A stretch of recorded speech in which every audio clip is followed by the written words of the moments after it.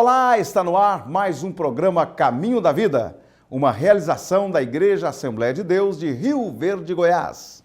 E hoje no programa vamos falar sobre distúrbios do sono.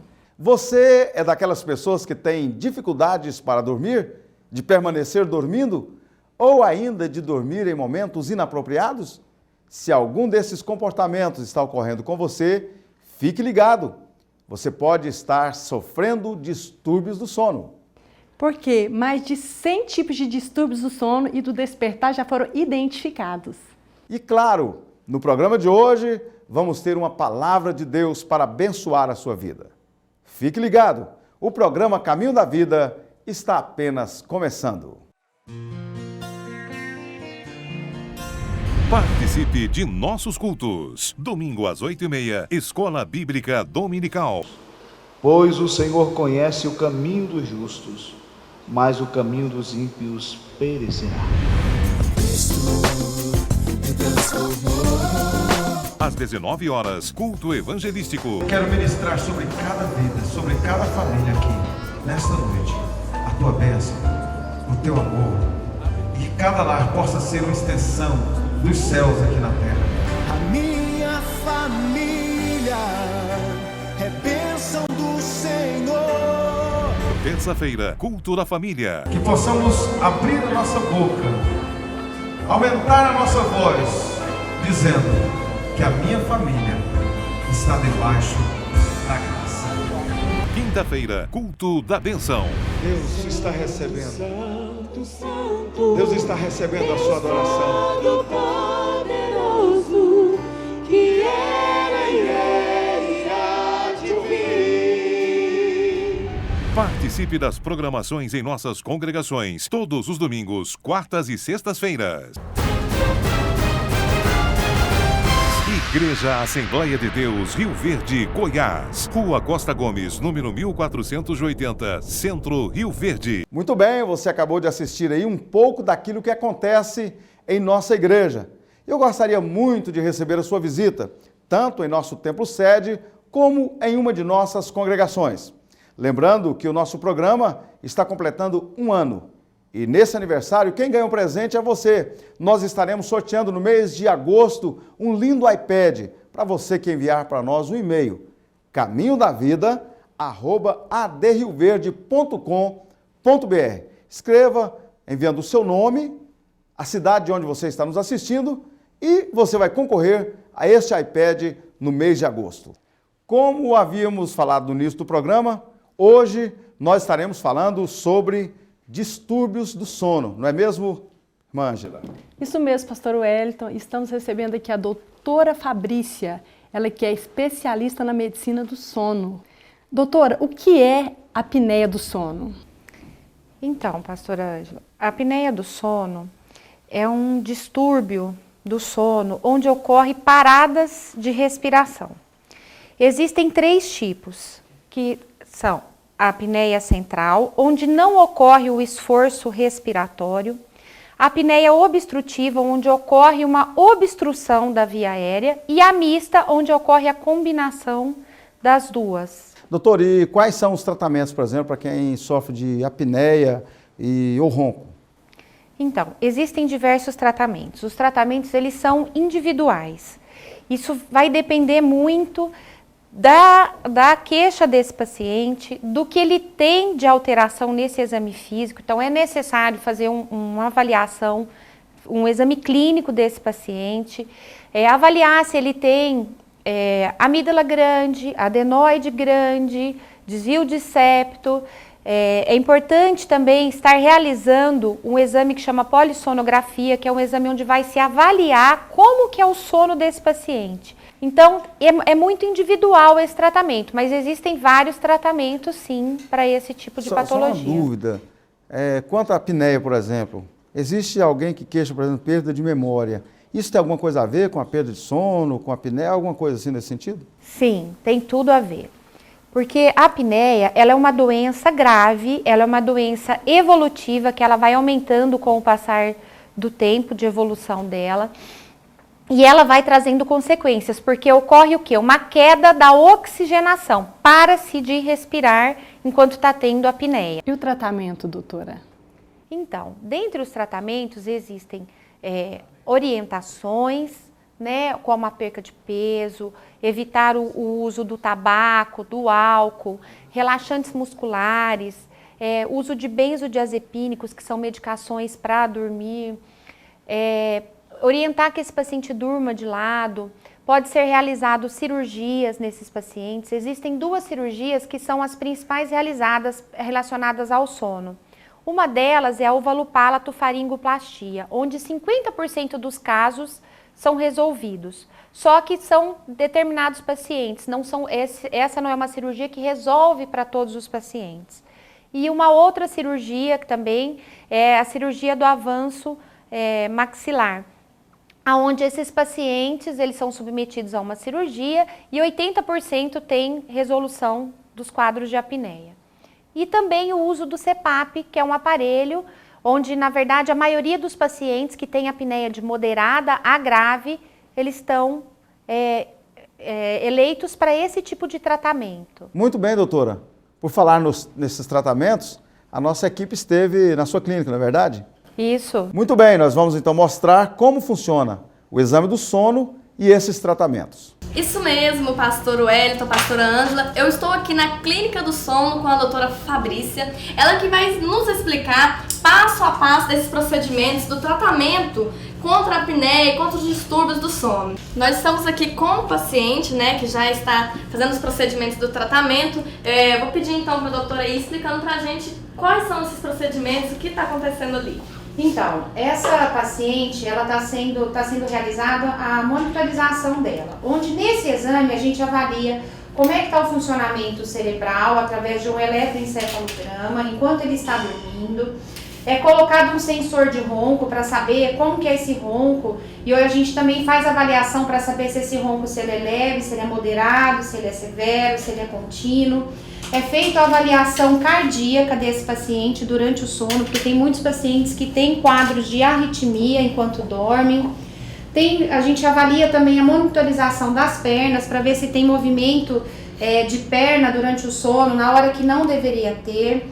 É realizado também nesse paciente um exame que chama oculograma, onde a gente avalia o movimento ocular desses pacientes durante o sono.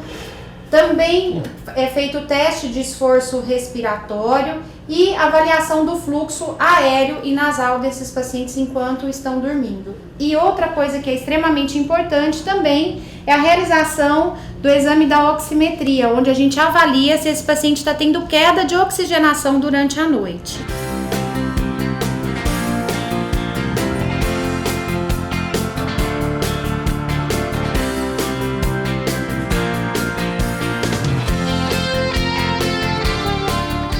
E agora eu estou aqui na sala de monitoramento com a doutora Fabrícia. Ela vai estar nos explicando como que é feito esse monitoramento. Então, o paciente, ele é colocado todos os eletrodos nele e após isso, a gente deita ele na cama. Esse paciente, ele é observado durante a noite toda pela técnica de polissonografia, onde vai ser avaliado se tem algum eletrodo solto, se está tendo alguma intercorrência durante esse sono.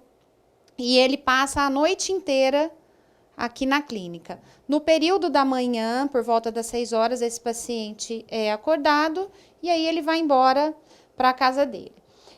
O monitoramento da parte cardíaca, da parte do cérebro, da parte pulmonar, ele é feito através do computador. Todos os parâmetros que nós temos, eles são avaliados posteriormente, né, através de épocas. Cada segundo é considerado uma época e é feita uma análise desse sono desse paciente para um posterior diagnóstico. Após esse diagnóstico, aí nós já entramos no tratamento. Dentre os tratamentos tem as cirurgias. Nós temos também a utilização do CPAP, que para utilizar o CPAP, que são utilizados especificamente em apneias moderadas e severas, o paciente tem que retornar ao laboratório do sono, onde é realizado um novo exame para titulação do CPAP, para nós sabermos qual que é a pressão ideal para corrigir o problema dele. E, posteriormente a isso, é colocado o CPAP nesse paciente para ele dormir na casa dele. E o CPAP, ele resolve o problema desse paciente. Chegamos no final da nossa matéria, são muitas as dúvidas, mas a doutora Fabrícia esclareceu bastante aí para nós, né, doutora? E agora é com vocês aí no estúdio. Que excelente matéria, doutora. Obrigada. Após esse tratamento, qual é o índice de melhora de cada paciente? Então, pastora, esse paciente, após realizado o tratamento de forma adequada, ocorre, na verdade, uma cura de 100%, desde que ele continue usando os aparelhos necessários ou que ele faça a cirurgia. Caso ele abandone o tratamento, a doença vai continuar, ela vai continuar progredindo. Agora, a partir do momento que o paciente tem indicação de uso do CPAP, colocou o CPAP, o tratamento é eficaz 100%. Doutora, existe resistência quanto ao tratamento? Ah, existe. Existe sim. Eu falo que, graças a Deus, existem as mulheres, né? Porque, na verdade, elas que acabam impulsionando os homens, que são os maiores sofredores dessa doença, para o consultório. Mas, a partir do momento que esse paciente, ele entende o que está acontecendo com ele, quais as consequências que ele pode ter se ele não tratar, a adesão é praticamente de 100% desse paciente. Muito obrigada, doutora. Agora deixe suas considerações finais. Muito obrigada pela oportunidade. Eu gostaria muito de ressaltar realmente a importância desse assunto, né, que ainda não é muito difundido e que traz tantas consequências para todas as pessoas que sofrem dessa patologia. Muito bem. Mais uma vez, muito obrigado. E o programa Caminho da Vida continua. E nós queremos, nesse momento, trazer mais um convidado especial aqui no nosso programa. Hoje, recebendo aqui o pastor Marivaldo, que é um dos nossos vice-presidentes também aqui da igreja. Pastor, tudo bem? Graças a Deus. É um prazer recebê-lo aqui no nosso programa. Em se tratando principalmente do programa Caminho da Vida, o senhor que tem uma história, né, no programa Caminho da Vida que iniciou pelo rádio. O que o senhor tem a dizer aí sobre esse programa? Pastor Wellington, a paz do Senhor, a paz do Senhor a todos que nos assistam. É muito gratificante ter o programa Caminho da Vida hoje na televisão, porque eu me recordo na década de 80, eu cooperei uns bons anos no programa Caminho da Vida. Teve uma época que fiquei até só, mas Deus nos abençoou de uma maneira maravilhosa e o Senhor Jesus salvou naquela época muitas pessoas que vieram para a igreja através do programa Caminho da Vida, pelo rádio. Inclusive nós temos pastores hoje, justamente, que são pastores da nossa igreja que aceitaram Jesus através do rádio, do programa Caminho da Vida. Justamente. E agora a gente fica muito agradecido a Deus de estar vendo o programa não no rádio, mas na televisão, que atinge muito mais longe. E qual a importância, que o senhor acha, assim, do meio de comunicação para a evangelização? Bom, pastor, é quase inexplicável a gente explicar isso aí, porque, olha, aonde nós não temos condições de adentrar, de estarmos indo, o programa Caminho da Vida pela televisão, ele entra.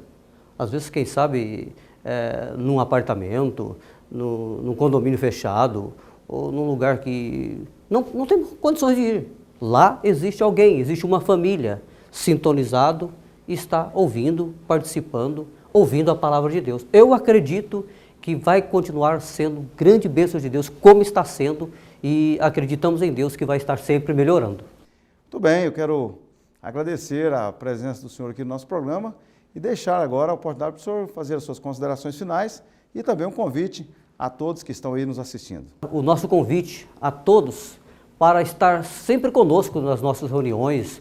Os nossos cultos sempre são aí aos domingos, às terças-feiras, culto de ensino, quinta-feira, culto da bênção, e domingo pela manhã, uma maravilhosa escola bíblica dominical. E todos que nos ouvem, sejam evangélicos ou não, nós temos uma meta muito bonita, muito importante. Nós não pregamos tão somente a nossa igreja ou placa de igreja, mas nós estamos focando a palavra de nosso Deus. O Senhor Jesus Cristo é o caminho, Ele é a verdade e a vida, Ele é a porta, que a pessoa entra por esta porta, anda por esse caminho e é salva. Então todos vocês são nossos convidados para estar sempre conosco nos nossos trabalhos. Muito bem, quero agradecer, que Deus abençoe e a paz do Senhor. 26ª Escola Bíblica de Obreiros, buscando a excelência no ministério, de 21 a 22 de setembro em Serranópolis, Goiás. Preletores, Pastor Jailton Rocha, Pastor Cleosmar Almeida, Pastor Genival Bento. Inscrições de 21 de julho a 21 de agosto pelo site www.cadesgo.com.br. Realização Cadesgo, Convenção das Assembleias de Deus no Estado de Goiás. Local, Igreja Evangélica Assembleia de Deus de Serranópolis, Goiás. AD Studio, o melhor estúdio em gravação de CD do estado de Goiás. Equipamentos de última geração, Mac Pro, Pro Tools HD, C24 e toda a linha de equipamentos de última geração em gravação de CD. E mais, os melhores músicos para toda a linha de gravação em estúdio. Grave o CD dos seus sonhos no melhor estúdio de Goiás. AD Studio. Melhor para quem canta, excelente para quem ouve. Muito bem, chegou o momento mais importante do nosso programa, a hora da Palavra de Deus para os nossos corações.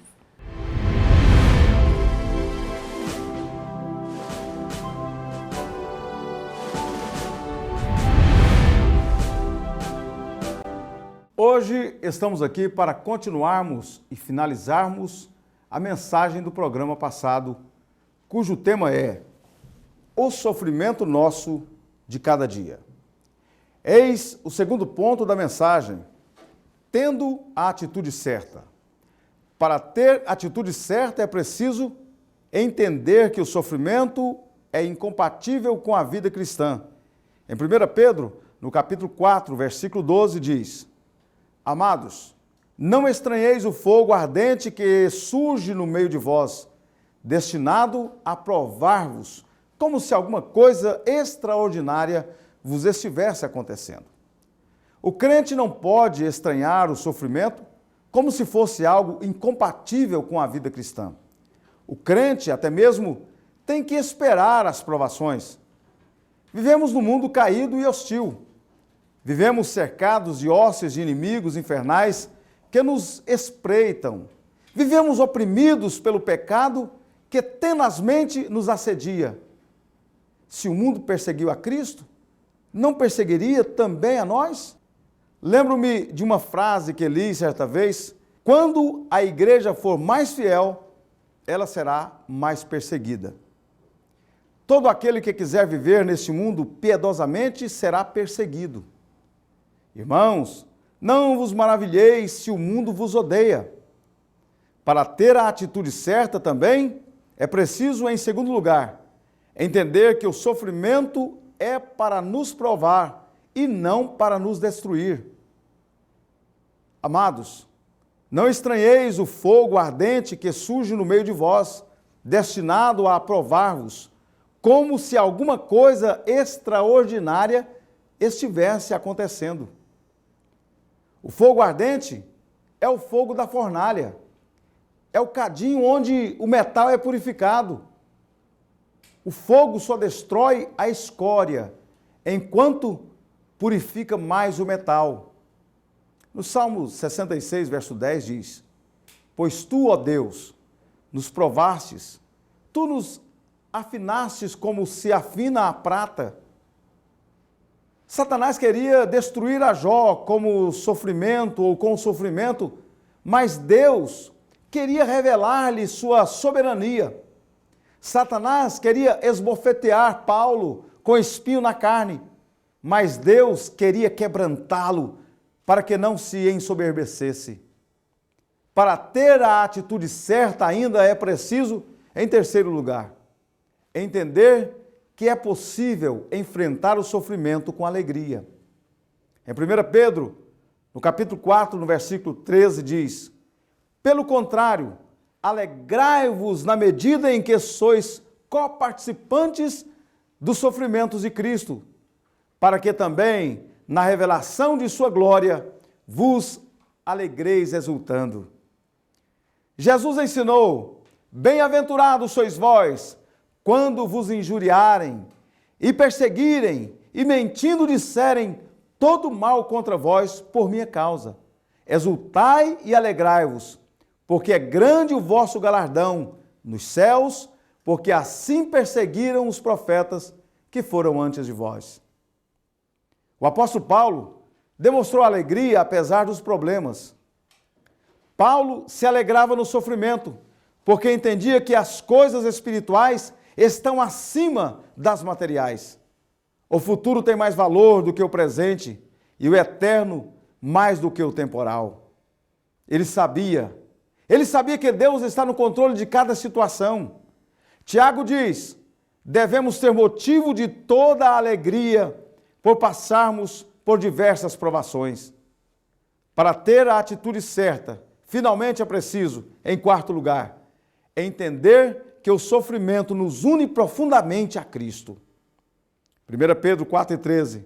Pelo contrário, alegrai-vos na medida em que sois co-participantes dos sofrimentos de Cristo, para que também na revelação de sua glória vos alegreis exultando.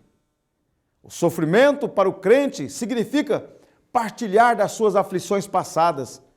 Quando sofremos hoje, sofremos da forma que Cristo sofreu, com o mesmo propósito com que Cristo sofreu. Os apóstolos consideraram um privilégio sofrer por amor a Cristo. Paulo diz: porque vos foi concedida a graça de padecerdes por Cristo e não somente de crerdes nele. O sofrimento para o crente significa partilhar da sua glória futura.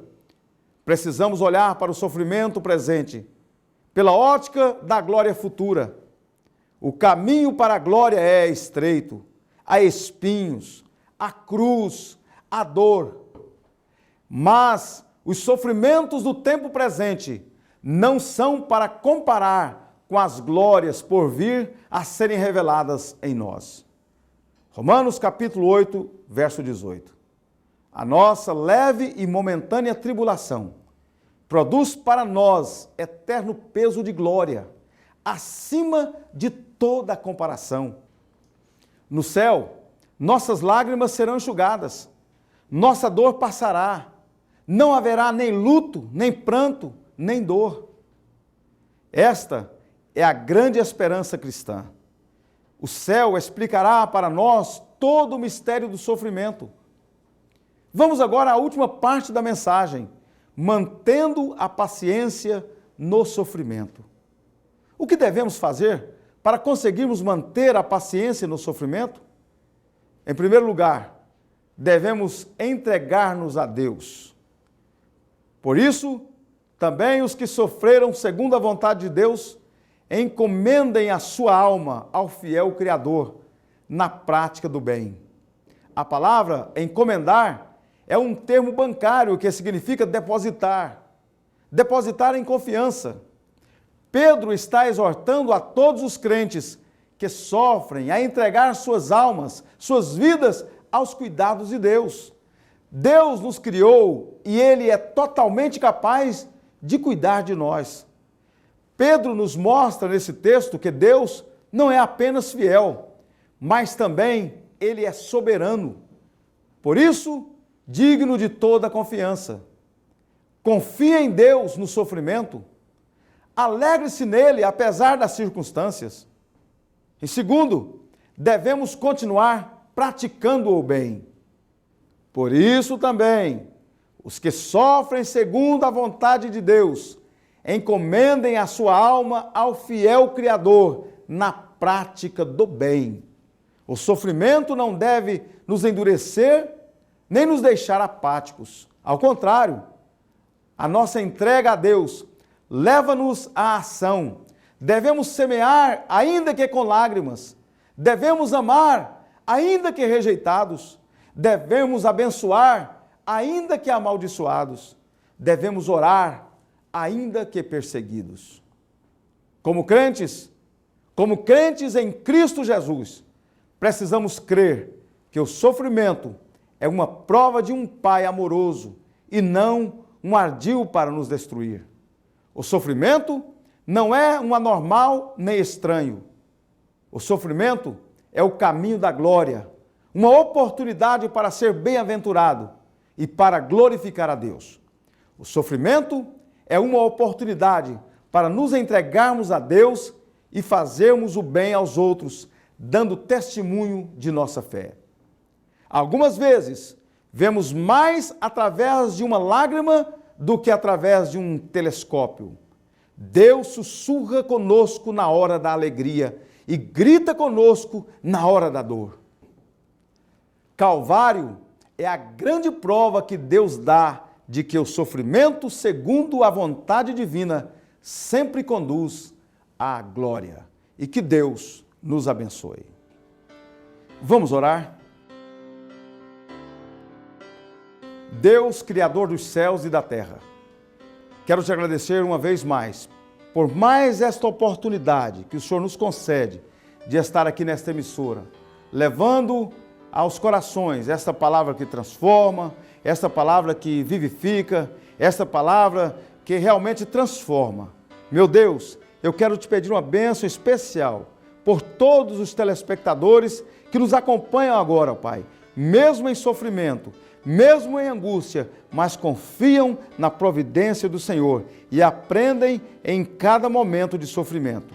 Derrama sobre cada um a tua graça, a tua unção, é o que nós te pedimos e já te agradecemos no nome de Jesus. Amém.